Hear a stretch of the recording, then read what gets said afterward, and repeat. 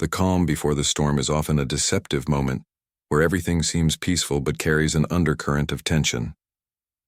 On this particular day, a black truck driver was making his way through the open roads of rural Oklahoma.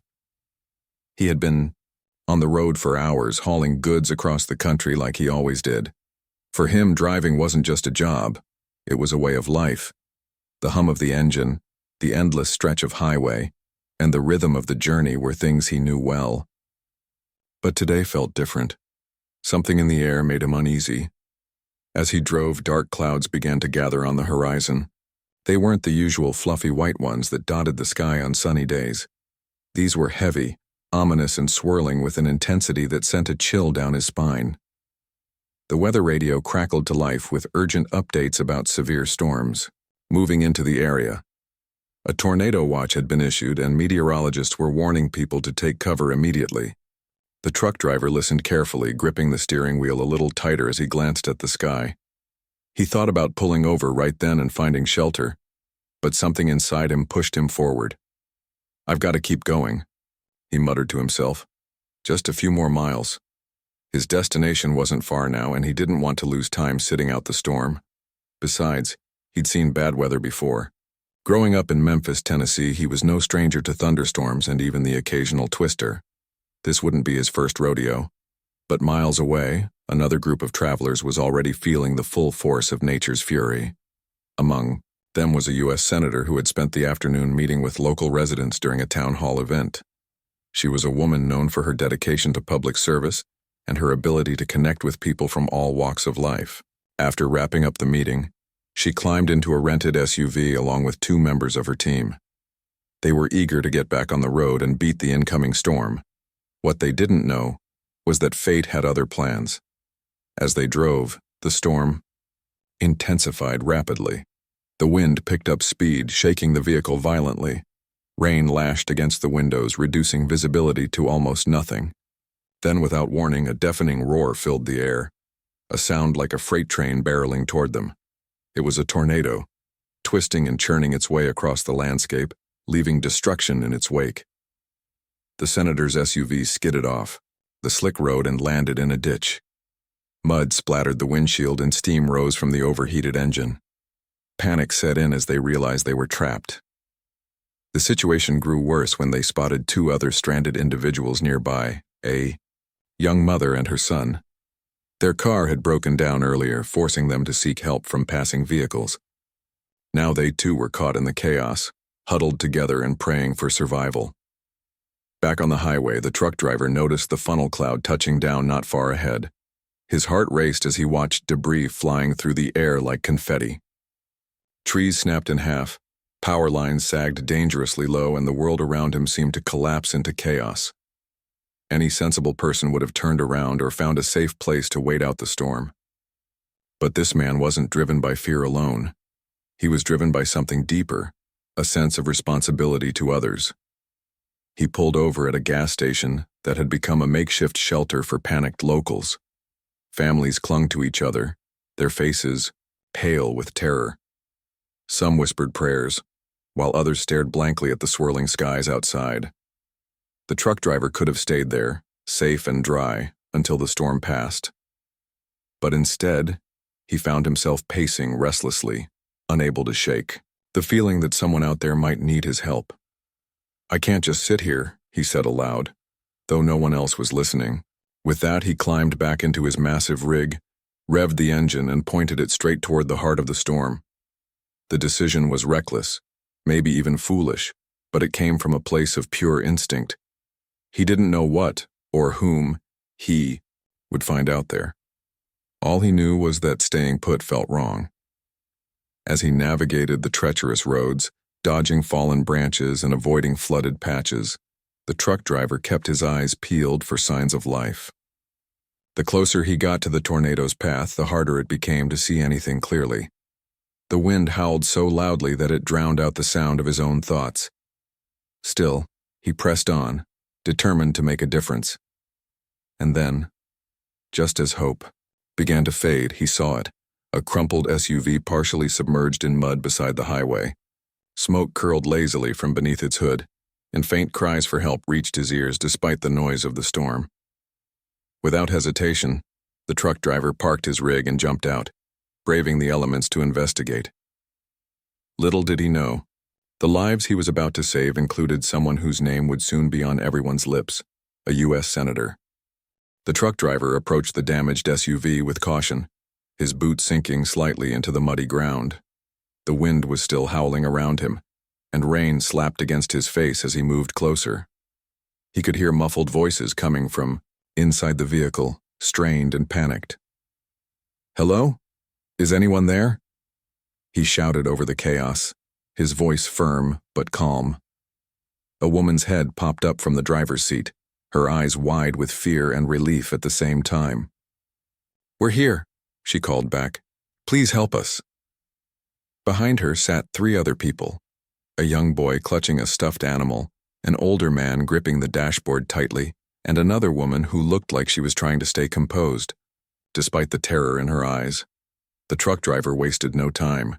He pulled open the door of the SUV, which groaned loudly as if protesting the effort. "All right, listen carefully," he said, raising his voice above the storm. "We need to move. Fast. Grab whatever you absolutely need. Phones, jackets, anything important, but don't waste time. My truck is parked right over there, and it'll give us some protection." The group scrambled to follow his instructions. The younger woman quickly grabbed a small backpack, stuffing it with essentials while keeping one arm wrapped protectively around the boy. The older man hesitated for a moment, then snatched up a briefcase before stepping out into the storm. The driver held out a hand to steady each of them as they climbed awkwardly out of the tilted SUV. The mud made every step slippery, and the wind threatened to knock them off balance, but somehow they managed to make their way toward the massive rig waiting nearby. When they reached the truck, the driver opened the passenger side door and motioned for everyone to climb in. "Hurry," now he urged, helping the boy scramble up first. The interior of the truck cab wasn't spacious, especially not for 5 people crammed together, but it felt like a fortress compared to the raging storm outside. Once everyone was inside, the driver shut the door firmly behind them, blocking out most of the noise and giving them a fleeting sense of safety. "You okay?" he asked, glancing at each person in turn.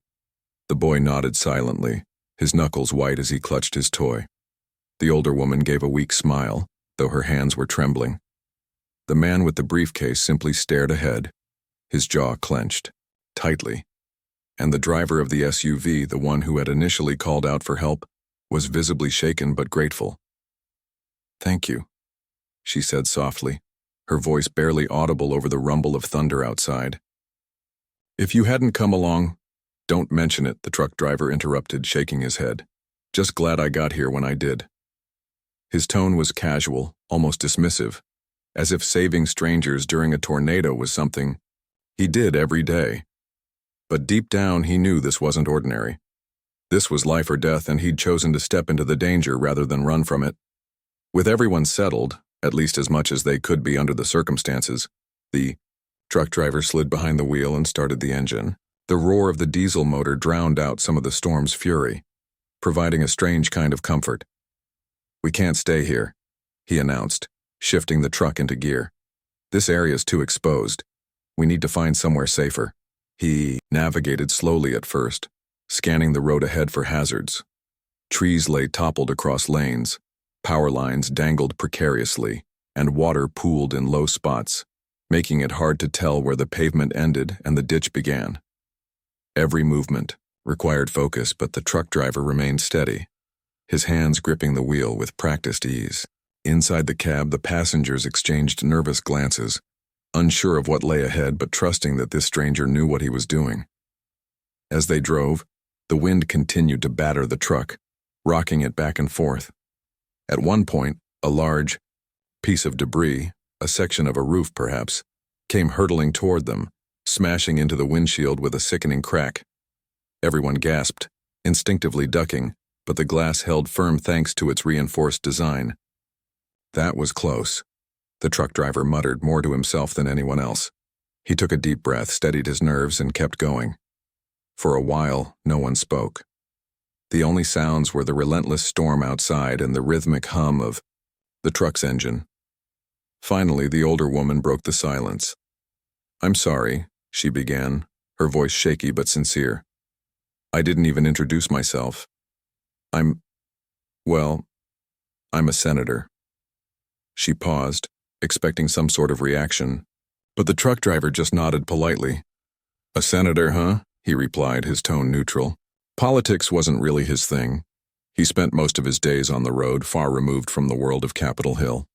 Still, he recognized the weight of her title and offered a respectful nod. Well, ma'am, I'm just glad you're safe. The senator smiled faintly, clearly touched by his humility. And thank you, she added. You saved our lives tonight. I won't forget that. Her words hung in the air, heavy with gratitude, but the truck driver brushed them off with a shrug. Like I said, don't mention it. Anyone would have done the same. The boy, who had been quiet until now, suddenly piped up. Are we gonna be okay? He asked, his voice small but full of hope. The question caught everyone off guard, breaking the tension that had built up inside the cramped cab. The truck driver glanced at him through the rearview mirror, offering a reassuring grin. Yeah, buddy, we're gonna be just fine. Just hang tight, all right? The boy nodded, seemingly reassured, and leaned back against the older woman, who wrapped an arm around him. Protect sure. Here's the continuation of part 2. The truck driver's reassurance seemed to ease some of the tension inside the cab, though the storm outside showed no signs of letting up. As they pressed forward, the landscape grew increasingly bleak. Houses were reduced to rubble, cars overturned, and fields flattened as if a giant hand had swept across the earth. It was a grim reminder of nature's raw power, and yet the truck driver remained focused, determined to get his unexpected passengers to safety. After what felt like an eternity, he spotted a structure in the distance, a large abandoned warehouse with sturdy walls and a reinforced roof. That'll have to do, he muttered, steering the truck toward it. Pulling up beside the building, he turned off the engine and faced the group. All right, folks, let's move inside. It's not perfect, but it's better than staying out here. One by one, they climbed out of the truck, their legs stiff from sitting in such tight quarters. The senator helped the boy down, while the older man carried the briefcase like it contained the secrets of the universe. The truck driver led the way, pushing open the heavy metal door of the warehouse with a loud creak. Inside, the air was musty, and the floor was littered with dust and debris, but it offered shelter from the relentless storm. They huddled together near the center of the space, away from any windows or weak points in the structure. The truck driver retrieved a flashlight from his glove compartment, casting a warm glow over the group. For the first time since rescuing them, he allowed himself a moment to breathe, leaning against a support beam as he surveyed the scene. So, the senator began, breaking the silence. You drive trucks for a living? Her question was simple, but it sparked a conversation that none of them expected. The truck driver chuckled softly, rubbing the back of his neck. Yeah, been doing it for years.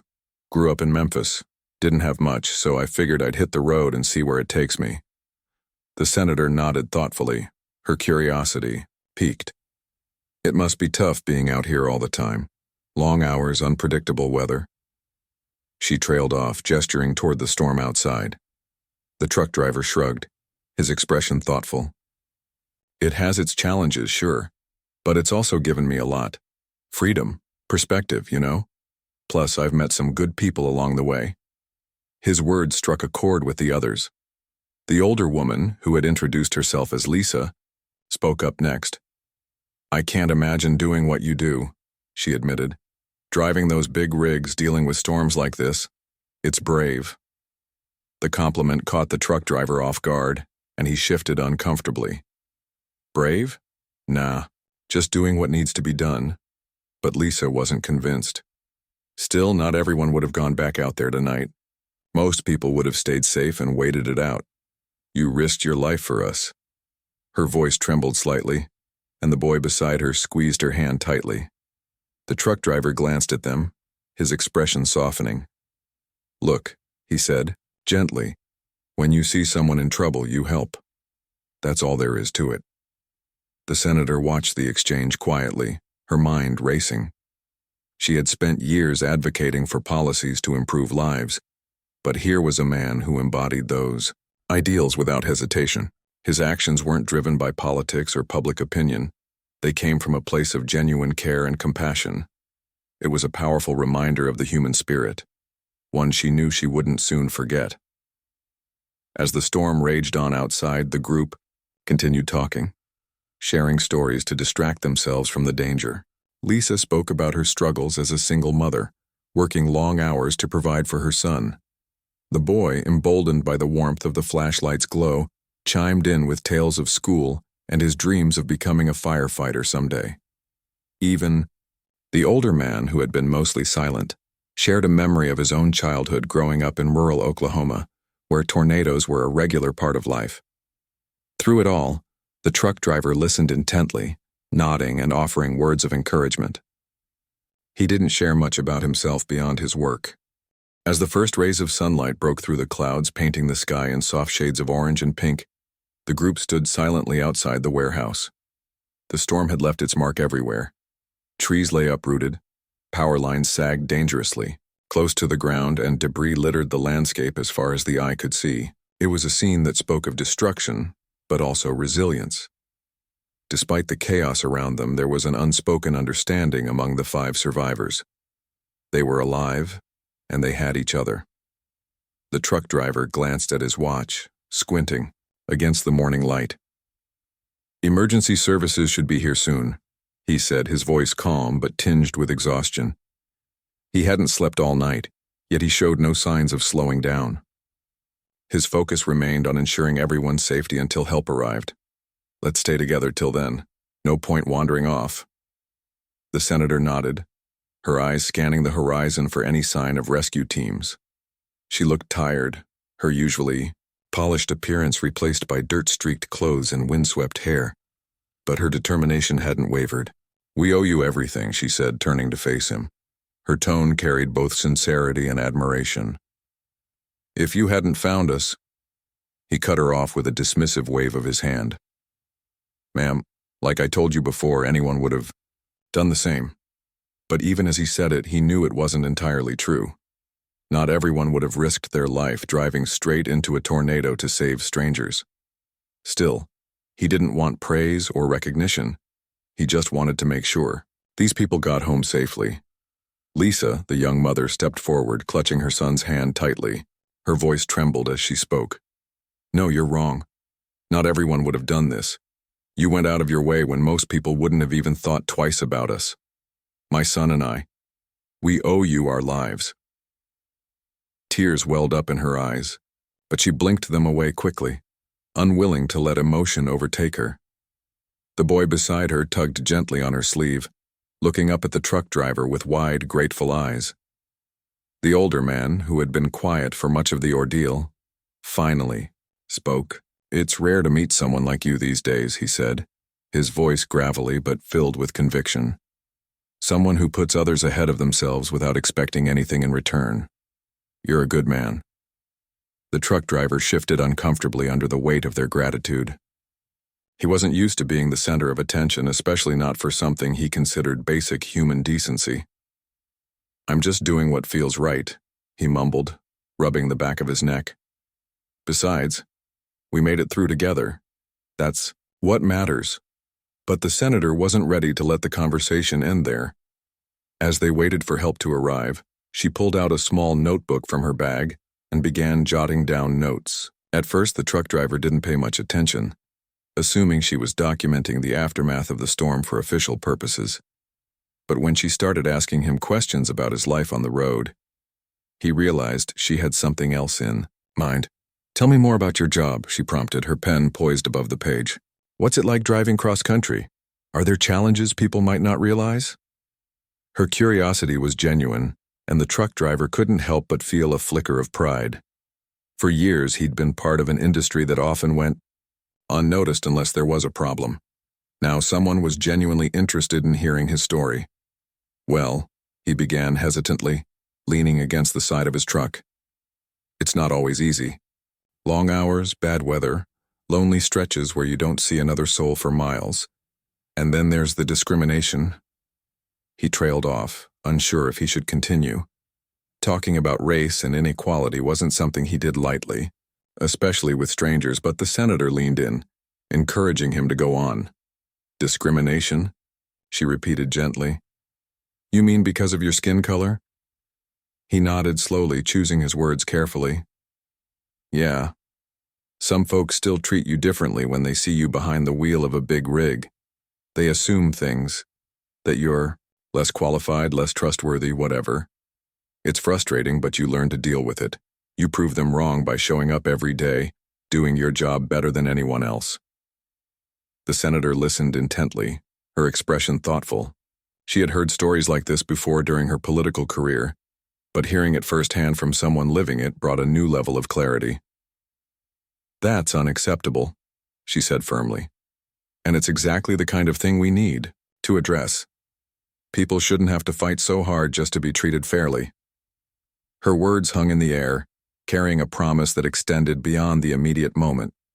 The truck driver appreciated her sentiment, but he wasn't holding his breath for change. I appreciate that, ma'am, he replied. But I'm not looking for special treatment. All I want is for folks to see me, and others like me, for who we are. Hardworking people trying to make a living. Their conversation continued, weaving between personal anecdotes and broader discussions about fairness and equality. Lisa chimed in occasionally, sharing her own experiences as a single mother navigating a world that often dismissed her struggles. The boy stayed close to her side, occasionally adding his thoughts in a shy but earnest voice. Even the older man joined in, recounting tales from his youth and offering wisdom gained through decades of life experience. By the time emergency responders finally arrived, a convoy of ambulances, fire trucks, and police cars, the group had formed a bond that transcended their differences. They weren't just survivors of a natural disaster. They were allies united by shared adversity and mutual respect. The truck driver helped coordinate the rescue efforts, using his knowledge of the area to guide paramedics to those still trapped in the wreckage. Lisa and her son were taken to a nearby shelter where they could rest and recover. The older man accepted a ride to the hospital to get checked out, despite insisting he was fine. As for the senator, she made one final request before parting ways. Can I count on you to share your story? She asked the truck driver, her gaze steady. Not just with me, but with others? Your courage and kindness deserve to be recognized. He hesitated, unsure how to respond. Public speaking wasn't his strong suit, and the idea of becoming some kind of public figure felt overwhelming. But the sincerity in her voice convinced him to agree. All right, he said with a reluctant smile. If you think it'll help, I'll do it. With that, they parted ways, each carrying a piece of the other's stories with them. Over the following weeks, news outlets picked up the story of the black truck driver who had braved a deadly tornado to save 4 strangers, including a U.S. senator. Interviews followed, along with invitations to speak at events and meetings. Though the attention was unexpected, the truck driver handled it with the same humility and grace that had defined his actions during the storm. For the senator, the encounter became a catalyst for change. Inspired by the truck driver's resilience and compassion, she introduced legislation aimed at improving working conditions for truck drivers nationwide.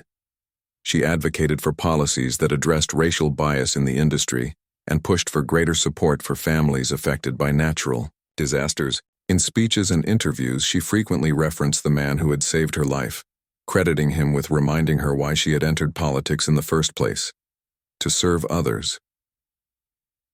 Back on the road, the truck driver returned to his routine, though nothing felt quite the same. Strangers waved at him more often now, recognizing him from TV appearances or articles. Fellow truckers stopped him at rest stops to shake his hand and thank him for representing their community. Yet despite the newfound fame, he remained grounded, focused on the work that had always driven him. Months later, he received a letter from the senator. Inside was a heartfelt note thanking him once again for his bravery and updates on the progress of her legislative efforts. Enclosed was also an invitation to visit Washington, D.C., where she hoped to honor him publicly for his contributions. Reading the letter, the truck driver felt a swell of pride, not for himself but for the ripple effect his actions had created. In saving 4 lives that night, he hadn't just changed their futures. He had sparked a movement toward greater empathy and understanding. And though he never sought recognition, he couldn't deny the impact of what he had done. Sometimes heroism isn't about grand gestures or dramatic sacrifices. It's about ordinary people choosing to do the right thing, even when it's hard. The invitation to visit Washington, D.C. arrived on a crisp autumn morning. The truck driver was sitting in his rig at a rest stop just outside Memphis, sipping coffee and flipping through the pages of an old magazine he'd picked up weeks ago. Life had mostly returned to normal since that fateful night during the tornado, but reminders of the event still popped up now and then, a news clip here, a social media post there. He wasn't someone who craved attention, so when the envelope with official-looking letterhead slid out of his mailbox, he almost set it aside without opening it, but something made him pause. Maybe it was the weight of the paper or the neat handwriting on the front. Whatever it was, curiosity got the better of him. Inside, he found a handwritten note from the senator, along with a formal invitation to attend a ceremony in the nation's capital. The letter thanked him again for his bravery and explained how his actions had inspired meaningful change, not just in policy, but in people's hearts. "Your courage reminded us all of what it means to be human," she wrote. "I hope you'll join me in celebrating this milestone." At first, the idea of traveling to Washington felt overwhelming. He wasn't used to flying, wearing suits or standing in front of crowds. His world revolved around highways, loading docks, and quiet nights spent parked under starry skies. But as he read the letter again, he realized this wasn't just about him. It was about everyone whose stories he represented. Truck drivers, single mothers, kids dreaming of brighter futures. All of them deserved to have their voices heard. If showing up in D.C. could help amplify those voices, then maybe it was worth stepping out of his comfort zone. He called the senator's office later that evening to confirm his attendance. Her assistant answered, polite and efficient, guiding him through the logistics of flights, accommodations, and schedules.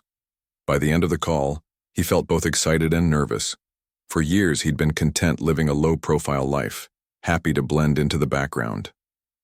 Now, he was about to walk onto a stage and face hundreds of eyes staring back at him. It was daunting, sure, but also kind of exhilarating. The trip itself turned out to be an adventure unlike anything he'd ever experienced. Flying was strange. He'd always preferred the open road to cramped airplane seats.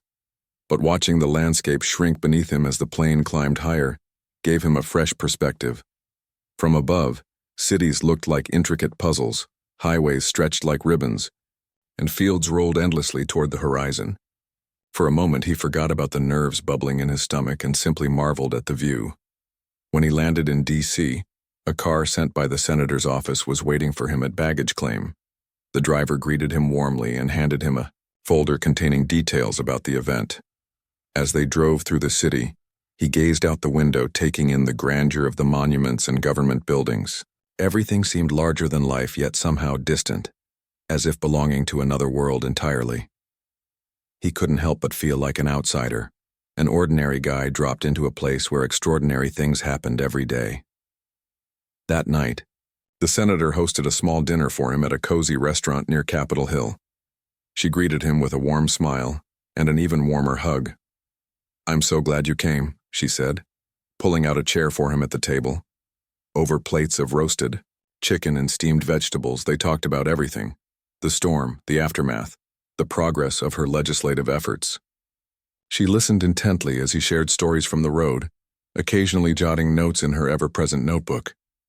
"You know," she said after a while, leaning forward earnestly, "people don't realize how much power they have. Your act of kindness didn't just save lives, it changed mine. It reminded me why I do what I do, to make the world a little fairer, a little kinder. And tomorrow, when you stand before Congress, you'll remind others of that too." Her words stayed with him long after dinner ended. Back in his hotel room, he stared at the speech she'd helped him prepare, rehearsing lines until they felt natural. Sleep came slowly, his mind racing with thoughts of what lay ahead. Would he stumble over his words? Would the audience really care about what he had to say? Despite the uncertainty, one thing kept him grounded: the knowledge that he wasn't speaking for himself alone. He was speaking for everyone who had ever felt overlooked, undervalued, or dismissed. The next morning dawned bright and clear, the sky painted in soft hues of blue and gold. After a quick breakfast, the truck driver headed to Capitol Hill, where reporters and camera crews were already gathering outside the building. Spotlights flashed as he stepped out of the car, and for a second he froze, unsure of what to do. Then a familiar voice called his name, and he turned to see the senator waving him over. With her guidance, he navigated the crowd, smiling politely, as cameras clicked and microphones were thrust toward him. Inside, the atmosphere shifted. Gone were the bright lights and bustling energy. Instead, the halls of Congress exuded a quiet solemnity. Portraits of past leaders lined the walls, their eyes seeming to follow him as he walked. A staff member escorted him to a private room, where other speakers were preparing for the day's events. Most of them were seasoned politicians or activists, accustomed to addressing large audiences.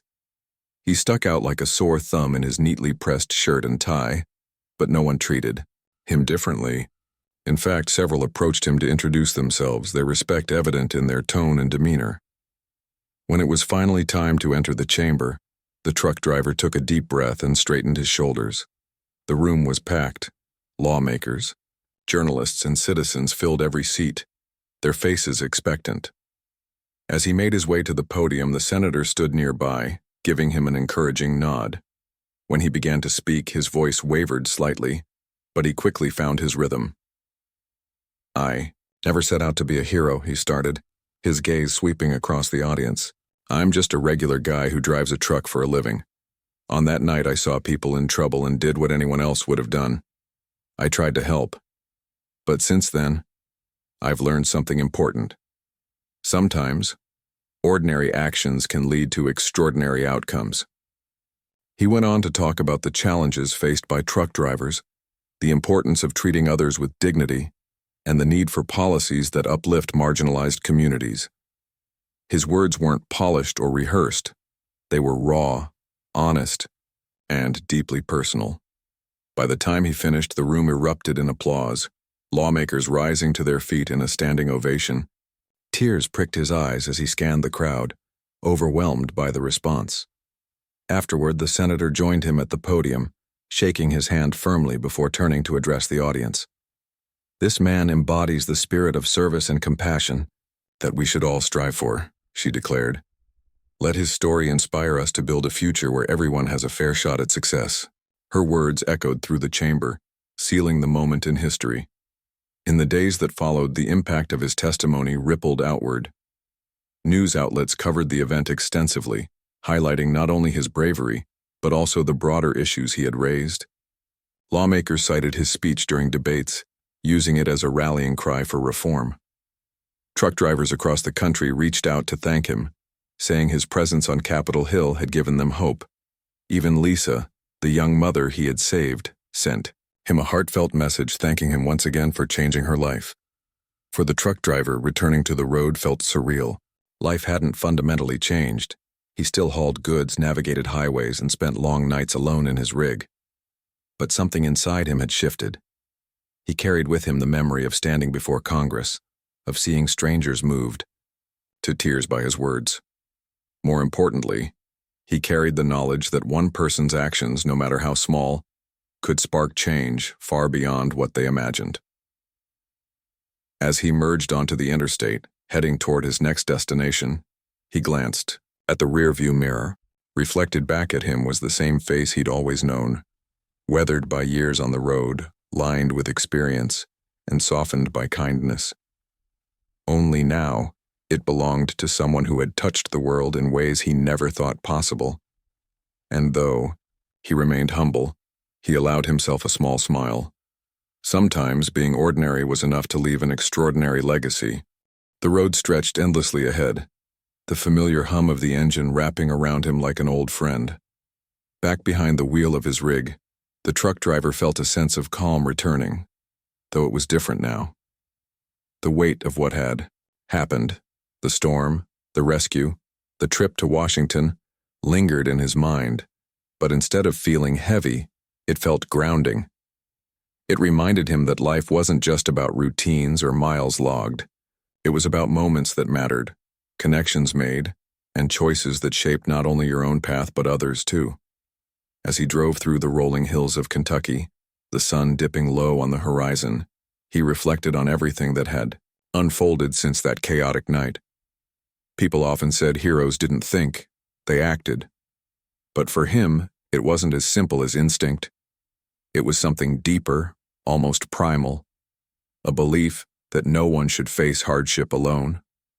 That's what had driven him back into the storm, toward danger rather than away from it. And while the world seemed eager to call him extraordinary, he knew better. He was just a man who cared enough to show up when it counted. His phone buzzed on the passenger seat, pulling him out of his thoughts. Glancing down, he saw a text notification pop up, a message from Lisa, the young mother and her son he'd saved during the tornado.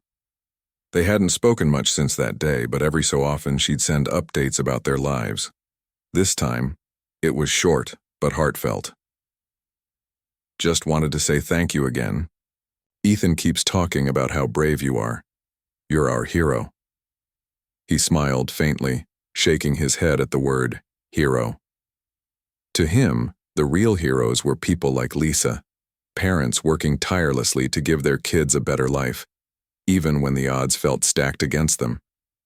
Still, knowing he'd made a difference in someone's story gave him a quiet sense of pride. He typed a quick reply before tucking the phone away. Tell Ethan I'm proud of him, and remember, you're stronger than you think.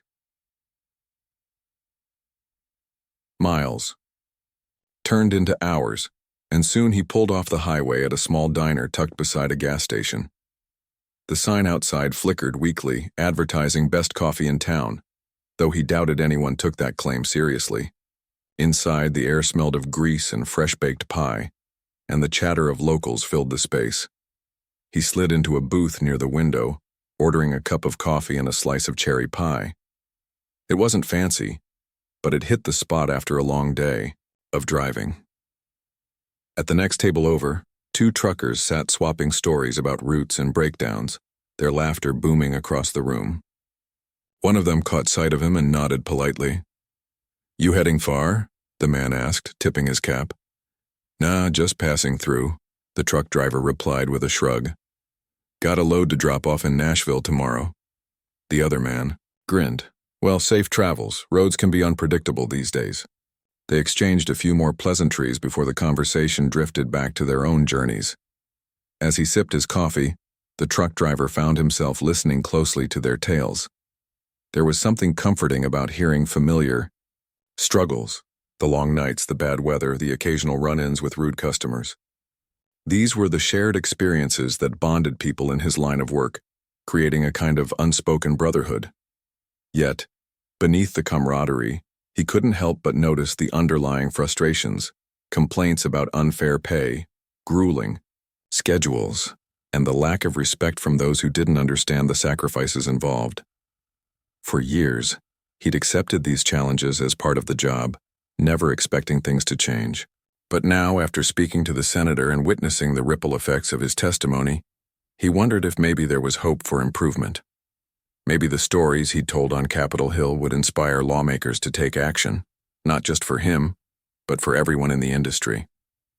The thought gave him a renewed sense of purpose, reminding him that even small steps could lead to big changes. By the time he reached Nashville the following afternoon, the city buzzed with energy. Traffic crawled along the streets, horns honking impatiently as pedestrians darted between cars. Delivering his load went smoothly enough, though unloading always tested his patience. Once the paperwork was signed and the cargo handed off, he climbed back into his rig, ready to head to his next destination.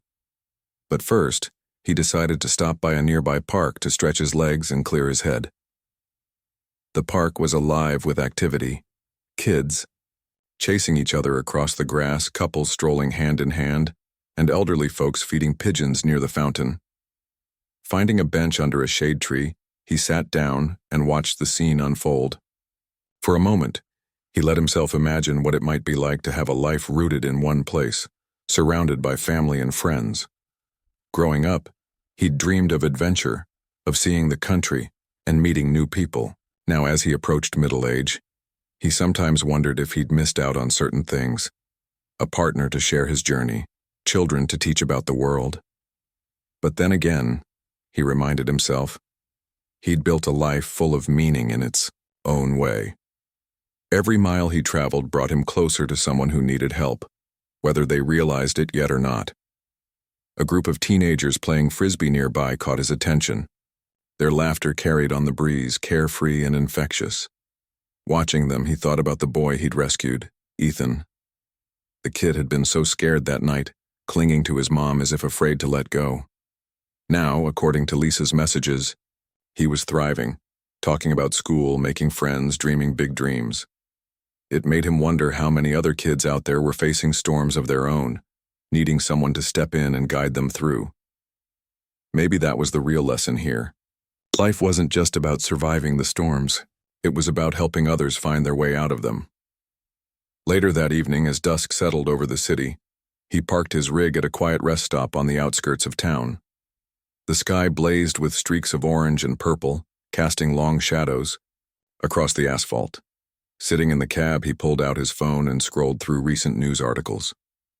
His speech in Washington had sparked conversations nationwide, with commentators praising his courage and calling for reforms in industries often overlooked.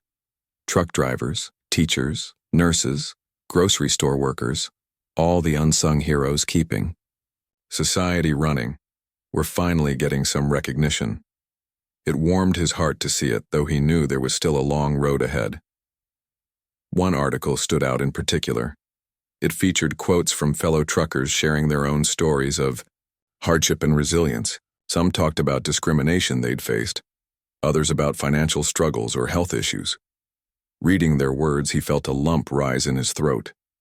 These were the people he drove alongside every day, the ones who understood the grind better than anyone else. They weren't looking for pity. They just wanted fairness, respect, and a chance to live decent lives. Scrolling further, he came across a photo of the senator standing beside him at the podium. Her expression was determined, her posture confident, but there was also a softness in her eyes, a gratitude that mirrored his own. She'd kept her promise, using her platform to amplify voices that had gone unheard for too long. And while he didn't need the spotlight, he couldn't deny the power of being seen. Sometimes all it took was one person believing in you to make you believe in yourself. As night fell, he leaned back in the driver's seat, letting the silence envelop him. Out here, away from the noise of cities and crowds, he could hear himself think. The stars began to peek through the clouds, tiny pinpricks of light scattered across the vast expanse above.